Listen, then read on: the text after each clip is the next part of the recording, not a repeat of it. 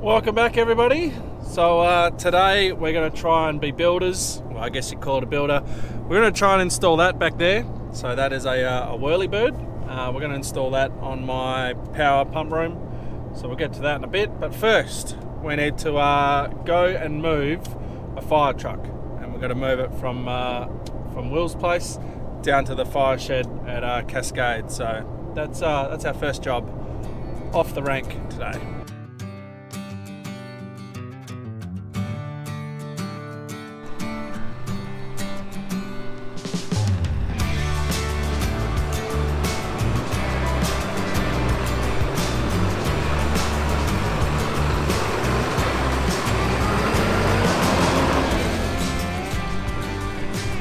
So why are we moving the fire truck? So as you guys know, the fire that I went to the other day, the diff exploded, the front diff exploded on me. So that truck is currently in town getting fixed. Now our brigade has got two trucks. All the brigades around here have got two trucks. So we have one that's in a central location and we've got one that's down here. So we're moving this one from here to the central location so it's at a place where people know where it is and can get to it. Because the end of this week we're back up into the 40s again. So last Friday, I think it was, Friday we got to 45. Thankfully we didn't have any lightning storms, anything like that. But yeah, we got to 45. This week I think we get to 43. So you might be wondering, why is that at Will's place? So when the fire shed got built, we had a much smaller truck at the time, and that truck had been there for I don't know how many years. Let's just say that we had that old fire truck for maybe 10 years, and then we got this new style truck. So that one got sold off, this one got replaced into the shed there, and then about 3 or 4 years later we got given a second truck. Now our shed down there is only big enough just to fit the one truck in. I'll show you when I get down there. I'll show you our fire shed. So at the time, Will was the captain of the bushfire brigade, and I don't know, 12 years or something, Will was our captain. So it made sense to have it up there where he is, because there was me and a few other people who could drive it that were close by.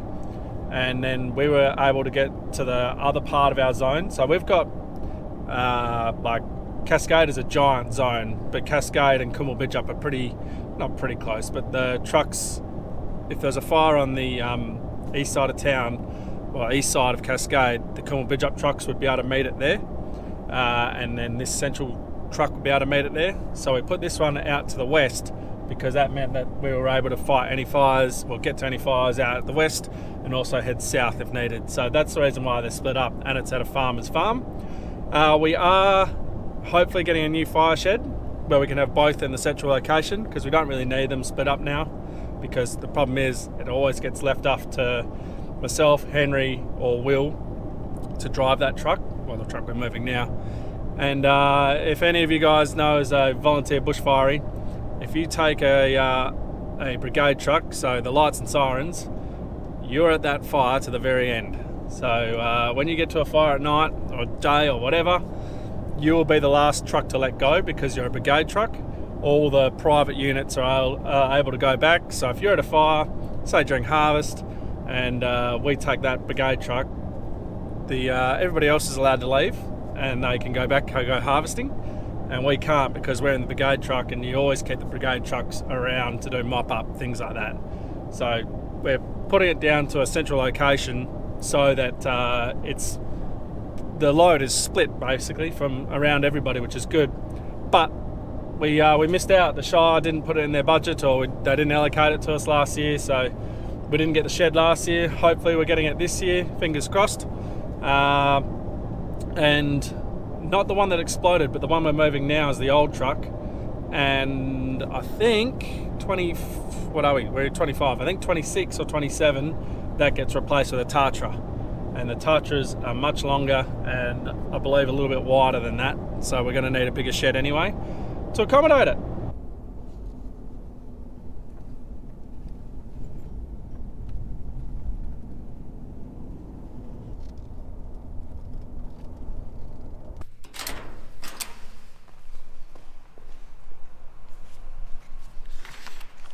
So this is the shed. It's not very big.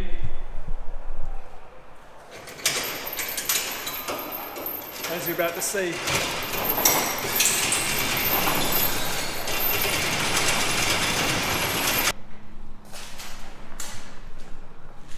So it's enough to fit the truck, and then we've got the fast fill unit there. We chuck the trickle charger on there, and that's about it. That's about all we fit in here.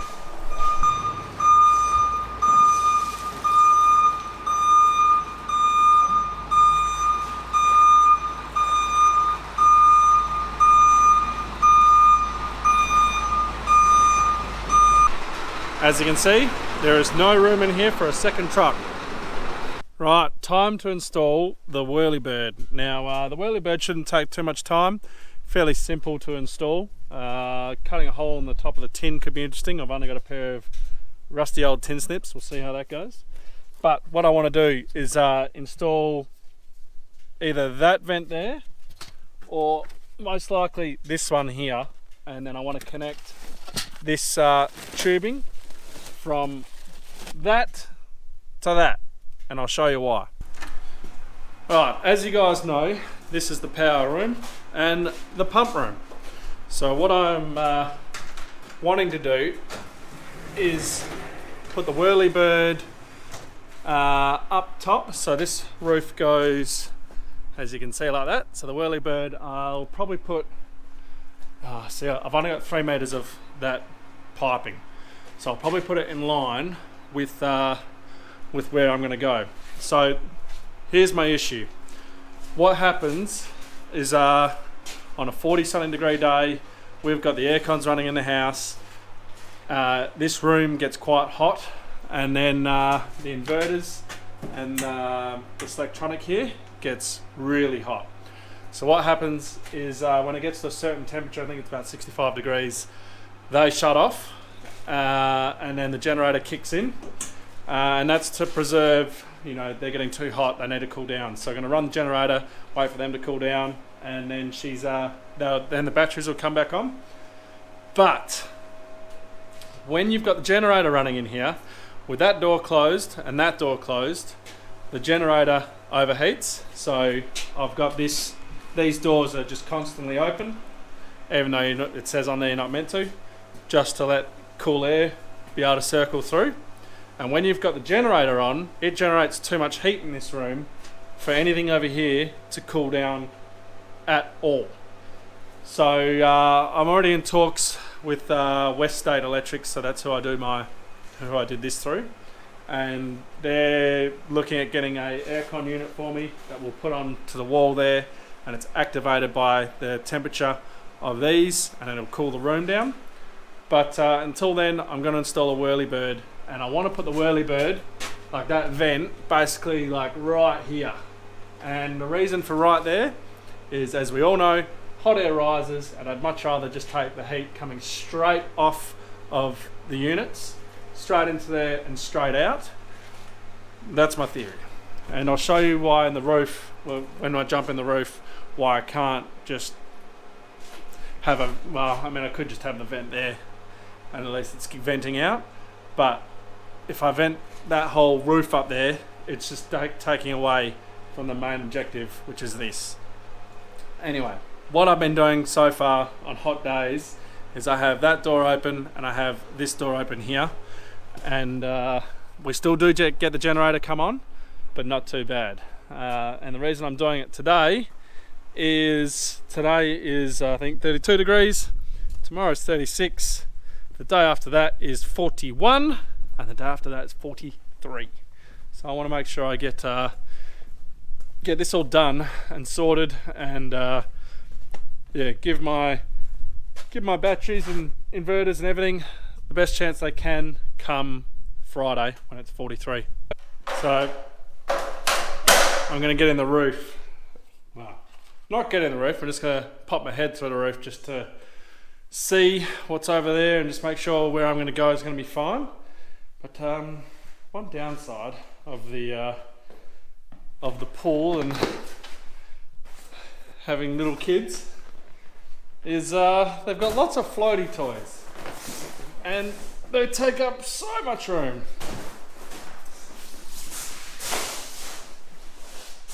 Now I've just blocked my way out, but right, I'll get in here.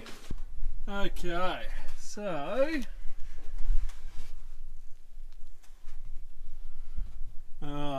I do not know how I'm going to go crawling through there. I'm not a small bloke, I'm 100 kilos. Trying to get through all this is going to be fun, but I'm going to have to. There's a hell of a draft once I open this. Must be going out the top of the ridge cap there. Right. I can't physically see around to where I'm going to be drilling. I'm going to assume it's alright.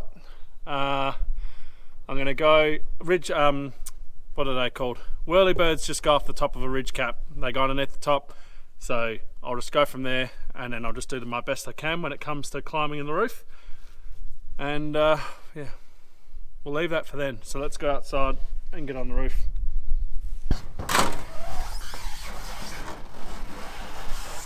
Alright, you have to excuse the squeaking because probably should have changed into my joggers to be up here. But basically I got to undo these on the ridge cap. I then slide it underneath like that, and then I'm good to then, well, basically then take those back in. Then I'll bend this down, take that up, and then I'm going to have to cut all these individually to try and bend down. I've got silicone in the ute that I'll silicone all this up just to stop any water ingress getting back up into it. Not that it should. I am just going to, before I do anything, is just make sure that I can get it square. I don't want it to start cutting and drilling holes and doing all that, and then I'm not getting it level. So, and I do know that it's the wrong colour, but I don't really care. Okay. Alright, so what you want to make sure is that it's, well, what I want to make sure is that it's level, because if it's not, then it's not going to work. How do I spin that around?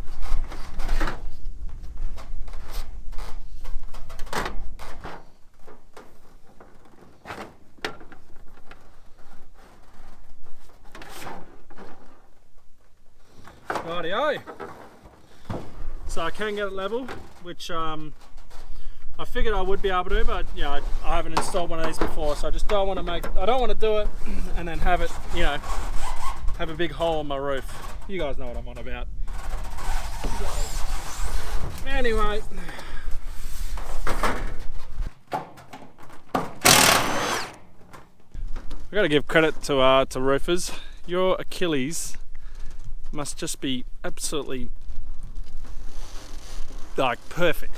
Mine are just strung tight at the moment, killing, slipping down. Anyway, I've got this. What I'm going to do now is just draw out a circle here, and then I'm going to need to get down and grab my drill so I can drill a hole so I can then start cutting it, and then I'll be able to cut a hole out and continue on with the job.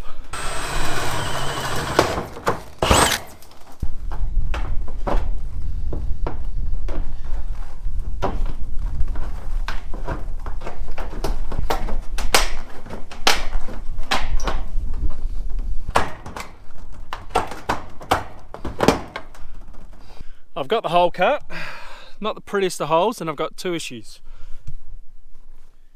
1, 2. Now they're not an issue really if I was just going to be getting the air just straight from the air, you know, from the cavity, the roof cavity there.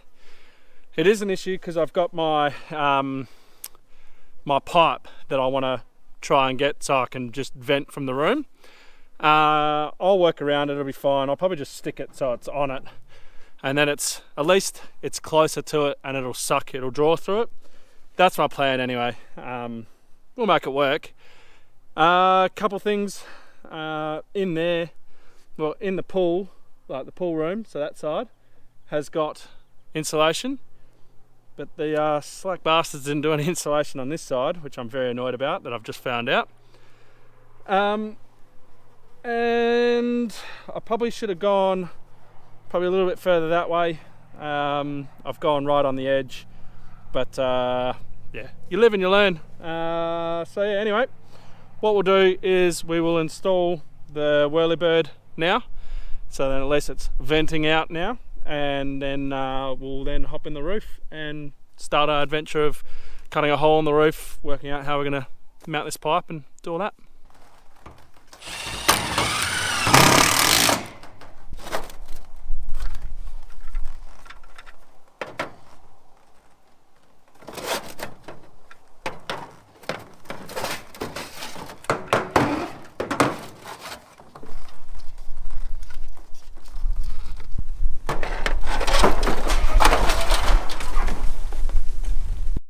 Right, well, working on a slope and whatnot, it just isn't working for me.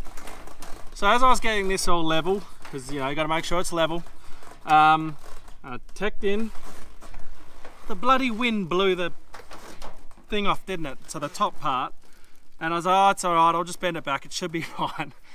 Now I've got it pretty much good, but it's going and now that's the longevity of that's just not going to work. So here's another one. So I went over and saw Rob, because they've got quite a lot of these. They use these on their silo bags to try and bring the moisture down on their bags, and it seems to work for them. But the problem I'm going to have now is, well, I've now got to take that off, but is that the same? Oh, I just put instructions in. I think that's different size. Oh, come on! Why can't anything work for me? Does that fit? I can't see. Nah, this is this whirlybird is too small for that diameter there, so I'm gonna have to replace this one, well, this one with that. So. Where can I put this whirlybird?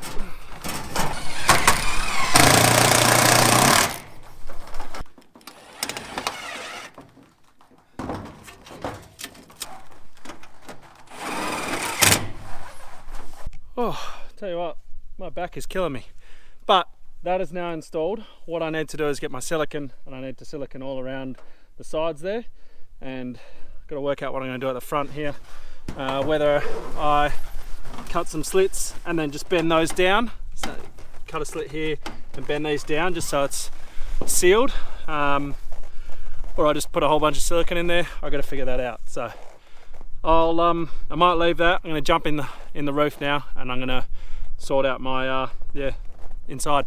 Right, nimble and me do not go in the same sentences. I am a very inflexible person, so I'm now going to try and squeeze myself through there, which I don't know how I'm going to do, and get to the other side with all this stuff. Hope I can get it all connected and done. I've brought the vent with me because I want to drill it, well, cut it from the top, because that way I know how long I've got, my length, and then I'll just take it back out with me and poke it in from the bottom. Okay, I got here, but this roof here, I was standing on this joist and I've pushed it down. Woo, it's warm in here. So I hope I can just push it up from the base. Just the nails have come out. Obviously you're not supposed to stand on it, but I didn't know that. So anyway, nothing broke. At least I don't think. I didn't fall through. That would have really vented the roof. I reckon I could have just gone with doing the hole down below. I didn't realise, how short it was up here. When you're down there, you're like, it won't reach, but yeah, it should reach pretty well. Yeah.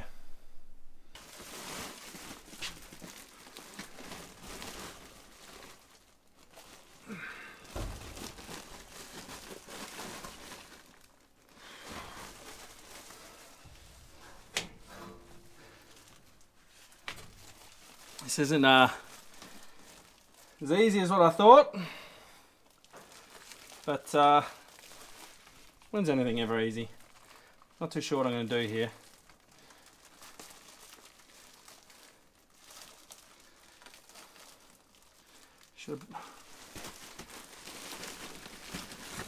See, I think if I secure it like this, and then you're going to have some gaps to breathe around from the rest of the room, but it'll be like a Venturi, it should just suck straight through. So the only problem is I'm not sure I'm going to secure it because tech screws aren't going to work through this. I am wondering if I can just airflow this way. Good thing I saw that. I'm wondering if I just, this looks like it's got wire going through it, if I just cut the wire with my pliers and then use the wire from this to secure it.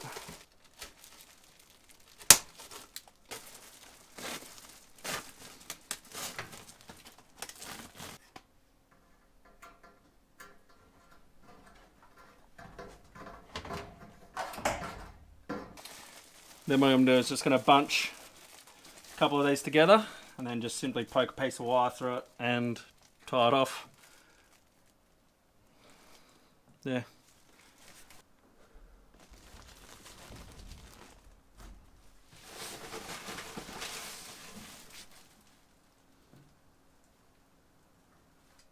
That is secure up there, and then when I lift my the bottom of the thing up, I can feel the air coming through at the bottom. So I can feel air, being sucked through. So whilst it's not affixed to it, it is going to work. Now my next mission is going to be trying to cut a hole down there and then placing this over properly so it's going to work correctly. Yeah. What I've done is I've just done a pilot hole. I'm going to do it from the bottom. And then what I've done is I've got this mounted across, and then I've just put one tech screw just to hold it, and hopefully that'll do it.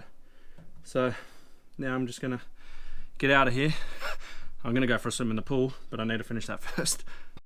If I was to say that it wasn't hot in the roof there, I'd be lying to you. You can see I'm covered in sweat. The shirt has changed colour, but that's where I'm going. So you can see I've got two holes there, one's from the tech screw, but I really don't care about that. And the other one is my pilot hole. So I'm going to grab my ladder and we'll try and cut this thing out.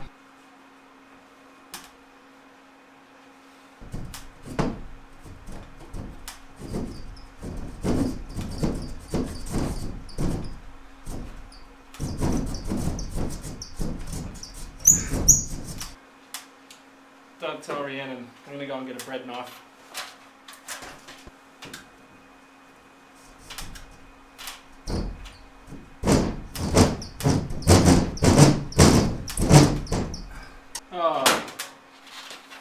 Alright, I'm going to go to the shed. Actually, no, I'm going to go for a swim. Then I'm going to have some lunch, go to the shed, and I'll try and find one of our... I just couldn't find any of our saws at all at the shed. And I'm going to give that another go.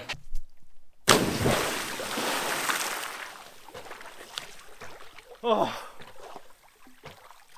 that is so much nicer.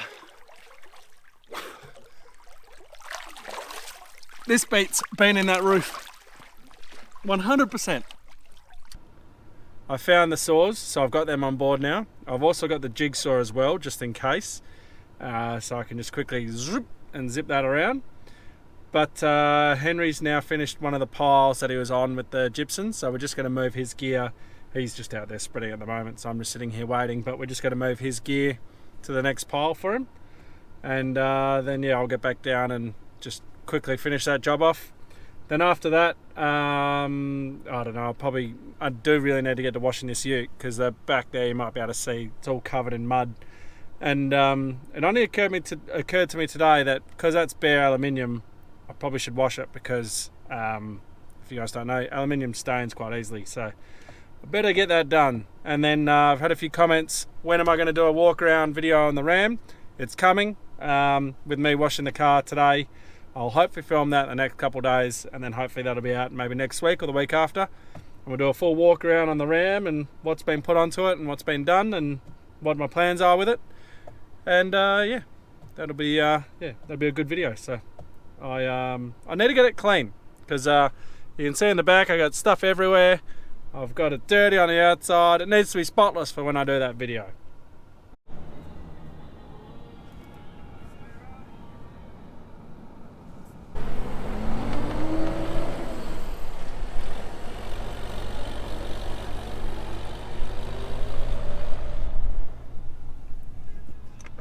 And that's Henry all moved and sorted. So now for me to go home and cut a hole in my roof.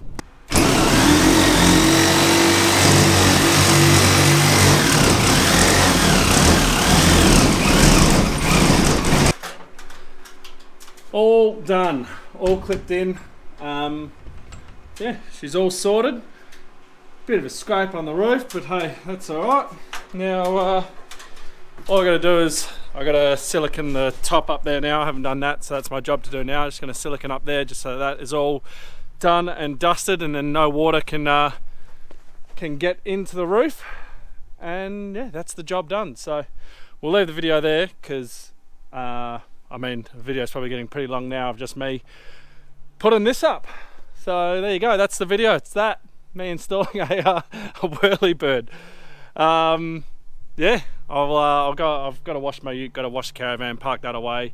I've got to change a fuel line on the fuel tanker, put a thing in, stuff like that. So I'm going to do that stuff this afternoon, but I won't record that. I'll just go and do that. So thank you very much for watching, everyone. Don't forget to like, subscribe and share. I'll catch you in the next one.